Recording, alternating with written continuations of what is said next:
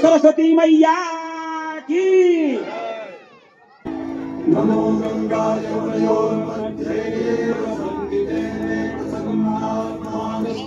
और इंद्रदेव से संबंधित है। इस कथा के अनुसार ऋषि दुर्वासा ने इंद्रदेव से प्रसन्न हो उन्हें पारिजात पुष्पों की एक दिव्य माला भेंट की।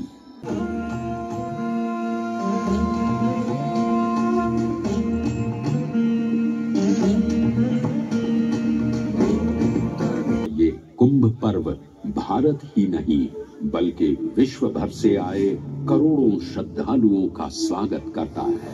स्वयं देवों के देव महादेव प्रकट हुए और उन्होंने इस विष का पान किया। Hello guys, welcome to travel with కేసీజీ। ఈ వీడియోలో మనం ప్రయాగ్రాజ్లోని యమునా నది ఒడ్డున జరిగే లేజర్ షోని చూడడానికి వెళ్ళబోతున్నాం। ఈ లేజర్ షో కాళీఘాట్లో జరుగుతుంది। మనమైతే ఇప్పుడు ప్రయాగ్రాజ్లోని కాళీఘాట్లో ఉన్నాము। ఈ రోజు ఇక్కడే లేజర్ షో అయితే స్టార్ట్ అవుతుంది। ఎవరో గెస్ట్ కూడా ఓపెనింగ్ వస్తున్నారు। हम शो शुरू कर देंगे। असुविधा के लिए खेद है, कृपया शांति और संयम बनाए रखें। धन्यवाद। ఈ లేజర్ షో ఓపెనింగ్ కి ఉత్తరప్రదేశ్ వాణిజ్య వ్యాపార మంత్రి అయిన నంది గుప్తా గారు అయితే వస్తున్నారు। అందుకోసం ఇక్కడైతే ఏర్పాట్లు అయితే చేసేశారు।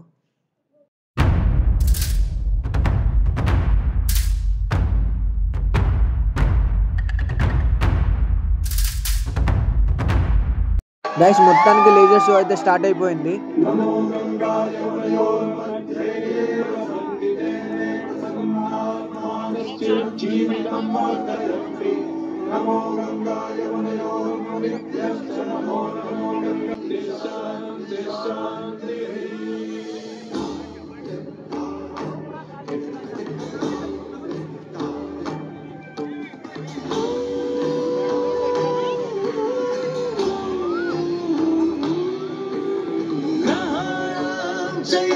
सूर्यो नक्षत्राणां यथा शशि तीर्थानामुत्तमं तीर्थं प्रयागाख्यमनुत्तमं तीर्थानामुत्तमं तीर्थं प्रयागाख्यमनुत्तमं। सूर्य ग्रहों में श्रेष्ठ है और चंद्रमा नक्षत्रों में श्रेष्ठ है। उसी प्रकार प्रयाग सभी तीर्थों में सर्वश्रेष्ठ है। पद्म पुराण में वर्णित ये श्लोक जिस तरह प्रयाग की विशेषता को दर्शाता है, उसी तरह इस पावन क्षेत्र का गुणगान करने वाली अनेक पौराणिक कथाएं, किंवदंतियां एवं कहानियां आज भी जन प्रयाग से जोड़ती है। मान्यताओं के अनुसार भगवान ब्रह्मा को यज्ञ करने हेतु एक दिव्य स्थान की आवश्यकता थी, जिसके चयन को लेकर वे बड़ी ही दुविधा में थे।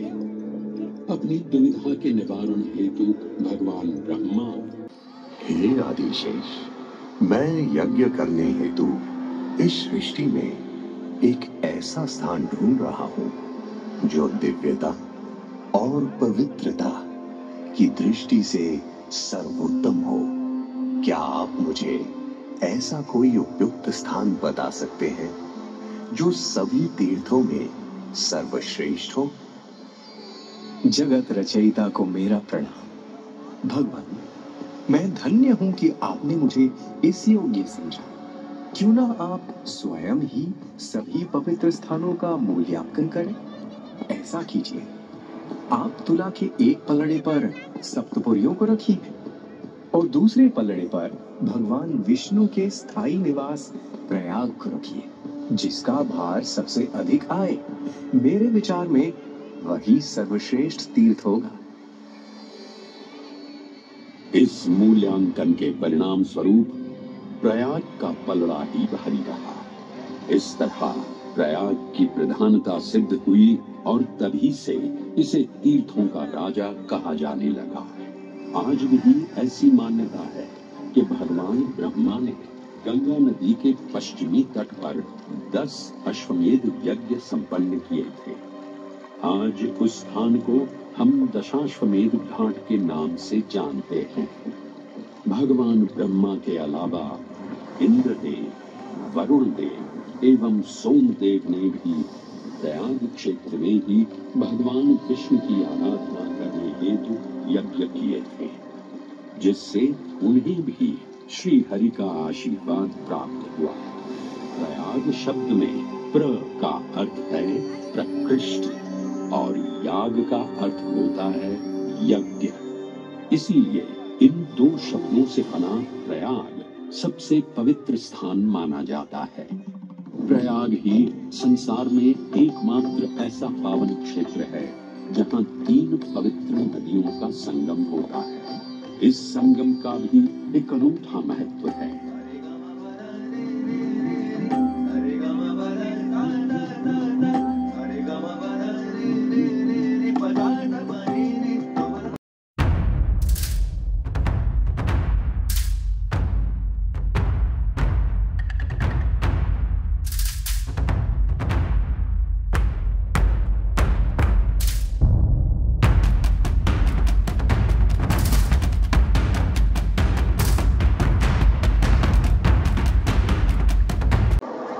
प्रयाग में गंगा, यमुना और सरस्वती जैसी 3 सबसे पवित्र और पूजनीय नदियों का दिव्य संगम होता है।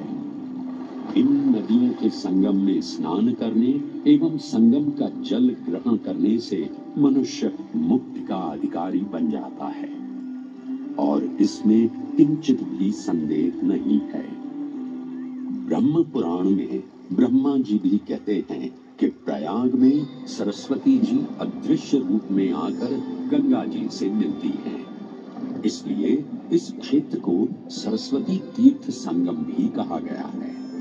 सरस्वती नदी के अदृश्य रूप से मिलने के पीछे भी एक पौराणिक कथा सुनने को मिलती है। ऐसा माना जाता है कि बद्रीनाथ क्षेत्र की गुफाओं में जब वेद व्यास जी भगवान गणेश को महाभारत की कथा सुना रहे थे, तब उस क्षण सरस्वती जी हिम शिखरों से टकराते हुए अपना मार्ग बनाती हुई बड़ी ही तीव्र गति से बह रही थी। सरस्वती नदी के इस तेज बहाव से उत्पन्न होने वाली तेज ध्वनि वेद व्यास जी का ध्यान भंग कर रही थी। इसलिए महर्षि वेद व्यास जी ने सरस्वती जी से वेग और ध्वनि को कम करने का आग्रह किया, परंतु उनके अनुरोध उपरांत भी जब सरस्वती नदी के वेग एवं ध्वनि में कोई कमी नहीं हुई, तो उन्होंने क्रोधित होकर सरस्वती जी को श्राप दे दिया और कहा कि वे अब धरती के भीतर यानी कि पाताल लोक में प्रवाहित होंगी।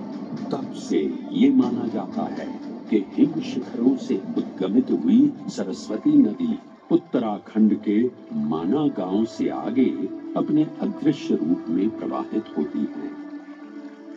आगे चलकर यही अदृश्य रूपी मां सरस्वती प्रयागराज में गंगा एवं यमुना नदी से मिलकर त्रिवेणी संगम को पूर्ण करती है।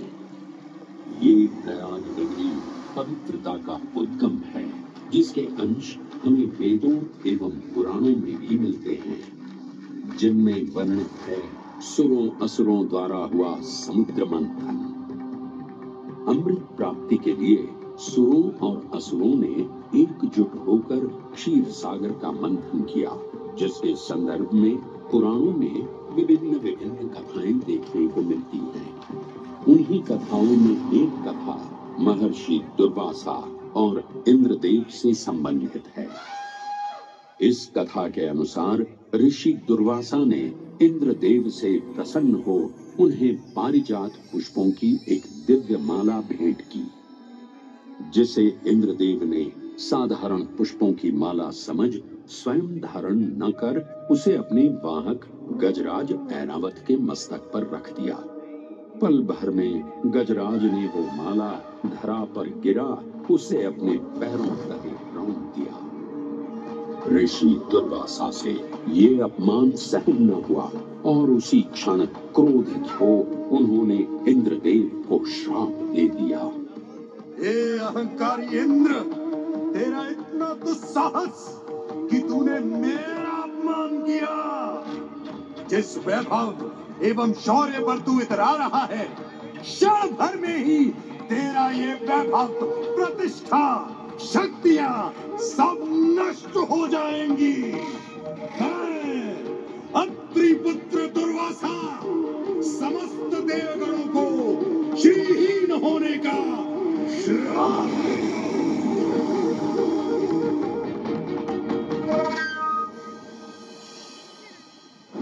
इस श्राप के परिणाम स्वरूप स्वर्गलोक से लेकर वैकुंठ धाम तक का सारा वैभव चला गया। जहां स्वर्गलोक में सभी देवता अपना वैभव एवं शक्तियां खो चुके थे, वहीं वैकुंठ धाम में मां लक्ष्मी भी क्षीर सागर की गहराइयों में चली गई। उनके जाते ही सृष्टि का संतुलन बिगड़ने लगा एवं असुर राजा बलि ने तीनों लोक अपने अधीन कर लिए। ये सब देखकर सभी देवतागण अपने श्राप के निवारण हेतु भगवान विष्णु की शरण में जा पहुंचे और कहने लगे, हे पालनहार, हे स्वामी, अब आप ही हमें इस श्राप से मुक्त होने का मार्ग बता सकते हैं, अन्यथा हम अपनी शक्तियों से सदैव वंचित ही रहेंगे और युद्ध में कभी भी असुरों का सामना नहीं कर पाएंगे। हे देवराज, ऋषि दुर्वासा के श्राप से सभी देवतागण जीवन मृत्यु के काल चक्र में बंध चुके हैं। इस काल चक्र एवं श्राप से मुक्त होने के लिए अब केवल एक ही मार्ग शेष है और वो है समुद्र मंथन। इस समुद्र मंथन से निकलने वाले रत्न ही आपके खोए हुए यश, वैभव और कीर्ति को पुनः स्थापित करेंगे। परंतु आपको इस मंथन के लिए असुरों के बल की भी आवश्यकता होगी, क्योंकि उनके बिना यह समुद्र मंथन संभव नहीं है। जैसी आपकी आज्ञा प्रभु, हम असुरों के साथ समुद्र मंथन करने के लिए तैयार हैं।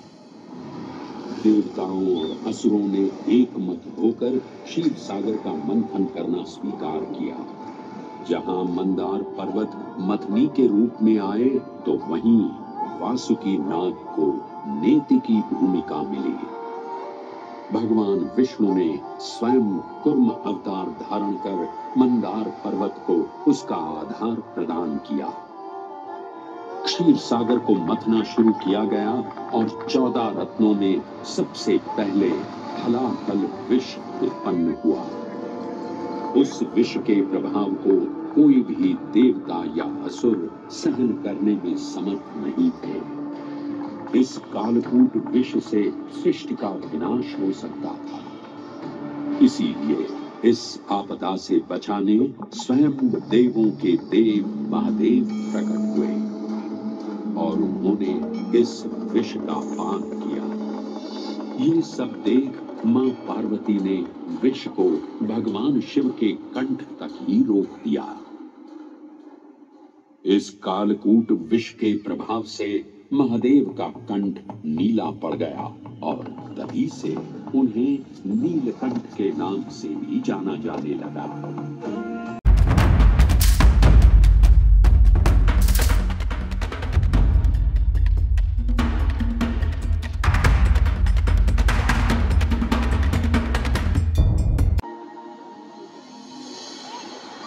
हलाहल के पश्चात समुद्र की गहराइयों से मां लक्ष्मी का आगमन हुआ, जिन्हें भगवान विष्णु ने वरण करके अपनी अर्धांगिनी बना लिया। इसके पश्चात समुद्र मंथन से एक एक कर कामधेनु गाय, पारिजात वृक्ष, चंद्र, कल्प वृक्ष, अपार सुंदर अप्सराएं, गंधर्व, शंख, उच्चैःश्रवा, वारुणी एवं कौस्तुभ मणि जैसे अनेक रत्न उत्पन्न हुए। लेकिन सभी को जिस रत्न की सबसे अधिक प्रतीक्षा थी, उस रत्न का निकलना अभी बाकी था। अंततः आयुर्वेद के देव धन्वंतरी अपने हाथ में अमृत कुंभ लिए प्रकट हुए। अमृत कुंभ पाने की लालसा में सुरों और असुरों के मध्य एक घमासान युद्ध आरंभ हो गया। इसी युद्ध के दौरान स्वरभानु नाम का एक असुर अमृत कुंभ को अपने अधीन कर पाताल लोक की ओर चल दिया।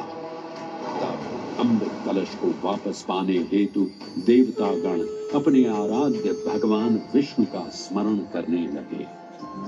तदोपरांत भगवान विष्णु एक सुंदर अप्सरा मोहिनी का रूप धारण कर पाताल लोक पहुंचे, जिसे देख सभी असुर सम्मोहित होने लगे। ये सुंदर अप्सरा कौन है? ये कहां से आई है?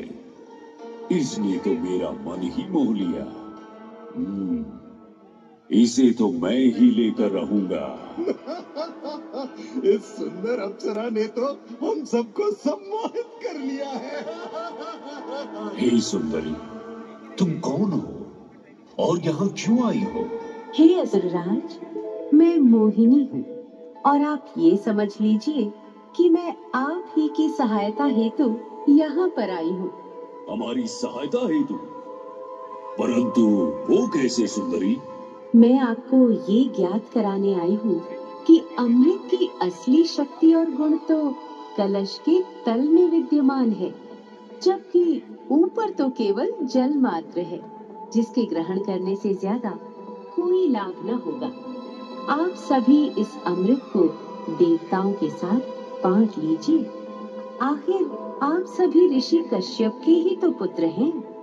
देवताओं के साथ अमृत बांटने से एक तो आपका वैभव बढ़ेगा और दूसरा जो अमृत का फलदायक भाग है उसे आप ही ग्रहण कर सकेंगे।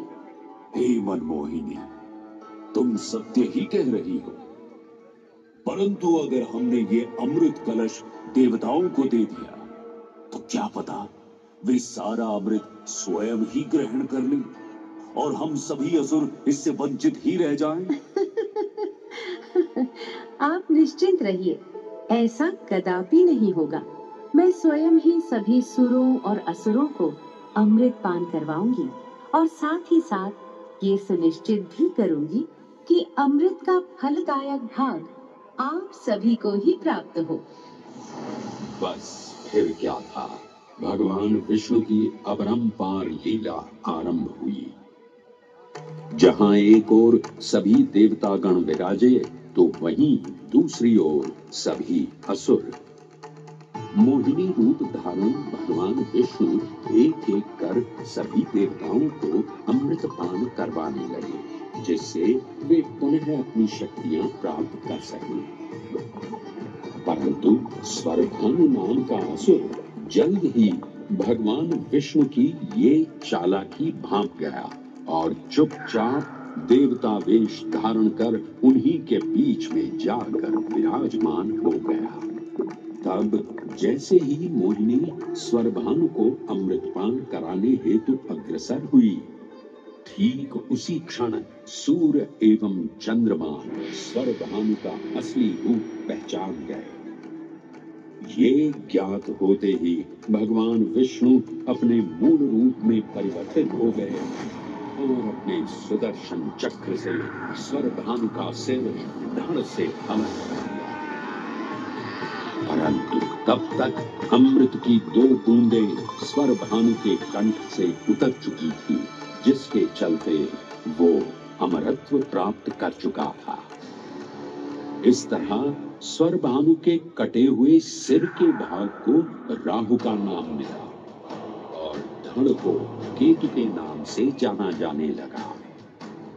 माना जाता है कि प्रतिशोध की ज्वाला में ज्वलित राहु एवं केतु सूर्य एवं चंद्रमा पर ग्रहण लगाते हैं। इस प्रकार सूर्य और चंद्र पर ग्रहण लगना राहु और केतु का प्रतिशोध माना जाता है। भगवान विष्णु की ये लीला देख सभी असुर अचंभित हो उठे। इससे पहले कि वे कोई प्रतिक्रिया दे पाते, भगवान विष्णु के वाहन पक्षीराज गरुड़ ने शीघ्रता से अमृत कलश को उठा लिया और अपने साथ लेकर स्वर्गलोक की ओर उड़ चले। कहते हैं पक्षीराज की इस यात्रा के दौरान पृथ्वी पर 4 जगह अमृत की कुछ बूंदें छलक कर गिर पड़ी थी और इन बूंदों से उन नगरों की नदियों के पानी में अमृत जैसे गुण आ गए थे। वे 4 स्थान हरिद्वार, प्रयाग, उज्जैन एवं नासिक है और यही कारण है कि इन 4 नगरों में कुंभ का पर्व मनाया जाता है।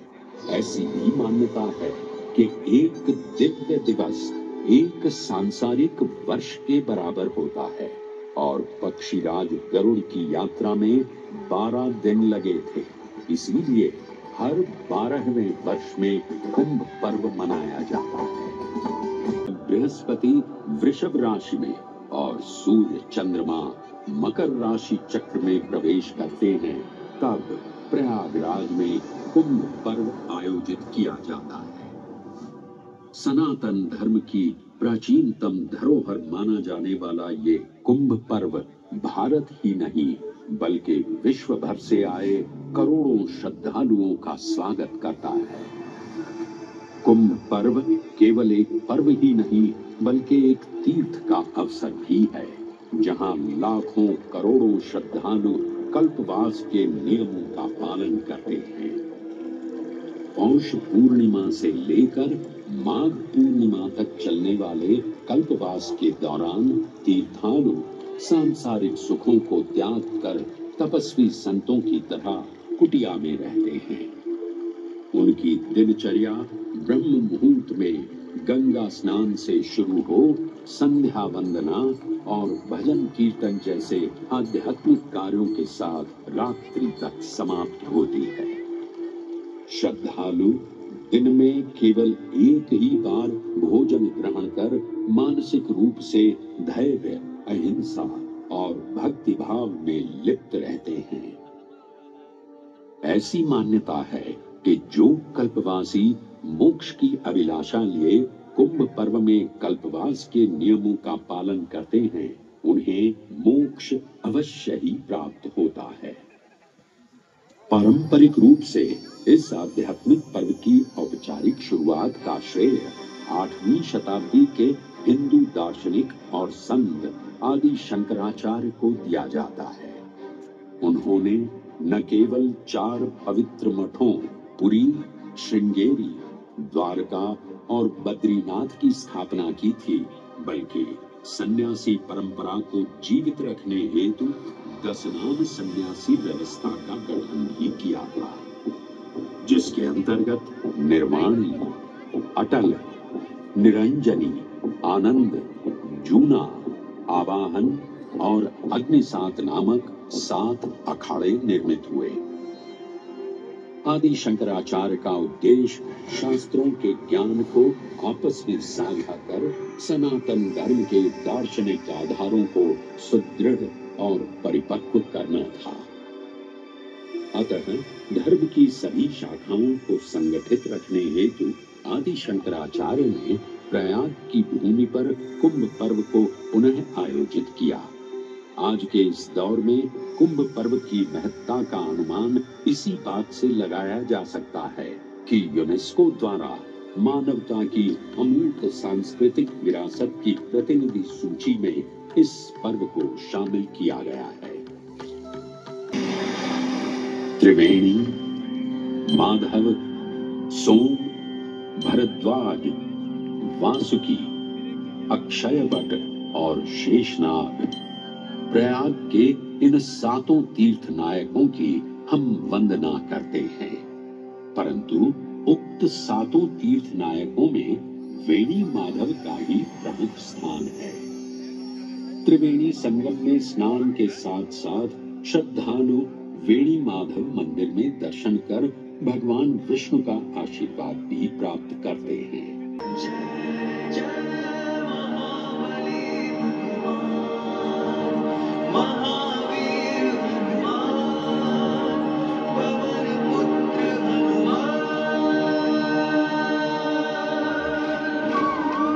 एक ऐसा अनूठा मंदिर है जहां हनुमान जी लेटे हुए दिखाई देते हैं। प्रताहाबास या इलाहाबाद के नाम से कुछ समय के लिए चर्चित ये प्रयागराज आज भी जीवंत है। धर्म और संस्कृति का अनूठा इतिहास संजोए हुए तीर्थराज प्रयागराज में वेणी माधव, शिव और शक्ति के विभिन्न स्वरूप आज भी विद्यमान हैं, जो इस पावन क्षेत्र को अद्वितीय बनाते हैं।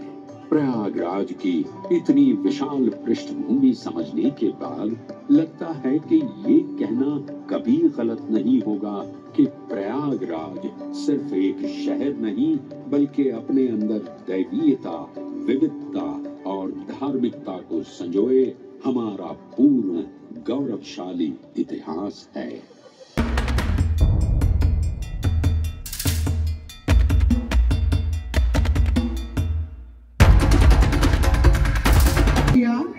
मंत्री जी का आभार। ఇది गाइस మొత్తానికి ప్రయాగ్రాజ్ లేజర్ షో। अब मैं आपको आमंत्रित करती हूँ। ఈ లేజర్ షోలో ప్రయాగ్రాజ్ గురించి, కుంభమేళా చరిత్ర గురించి అయితే చెప్పారు। అందుకోసం లేజర్ షోలో కొంచెం ఎక్కువ టైం పట్టింది। వీడియో నచ్చినట్టయితే లైక్ చేయండి, సబ్స్క్రైబ్ చేయడం మాత్రం మర్చిపోకండి।